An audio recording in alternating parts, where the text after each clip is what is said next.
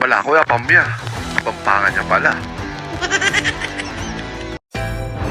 Maya paldo mga pam and welcome back to my vlog. Ngayon nga aldo mong tatama pansul.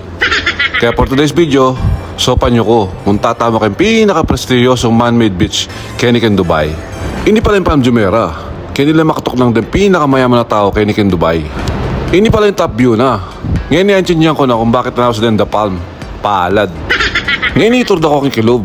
Peki sabi kay Peti Makibandi, sabi ko malyari kayong video ang timbalena. Kasabi ko vlogger ko. Sabi na ka na ako, na ano ngeni. Actually makatapilan na ako miras Kenny. Maka-refresh hutak, che miras ka Kenny. Nya mo pa mag-start ng event mi, hagad lang ang pasibayo kasi dakal na utos din guest me. Magana ka naman ng guest me.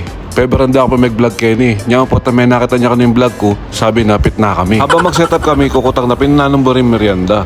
Sabi ko, diyang halina po. Kainin kamay kaya beko.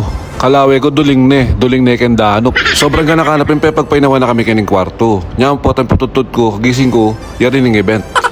Aliwa-aliwala personality din nga counter kong client. Ting makatula, ting makainis, ting palautos. Tangkulang na mo palinis ng buong balena.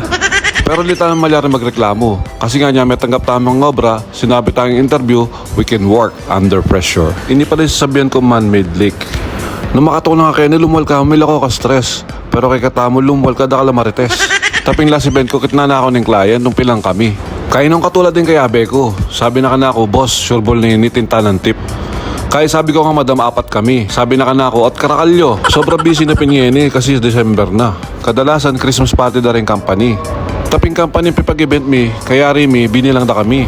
Noon na naman katulad din kay abe ko. Sabi na boss, pauni na talaga, sure ball na ini. Kabait na ng organizer, dinina na kami. Dinina na kaming kalendaryo. Pero tinamangge sa galanti, di naman doon na maabutan na ka. Kaya sabi ko itang kaya beko, sesen may boss, di na ka, yakapin dinina na ako.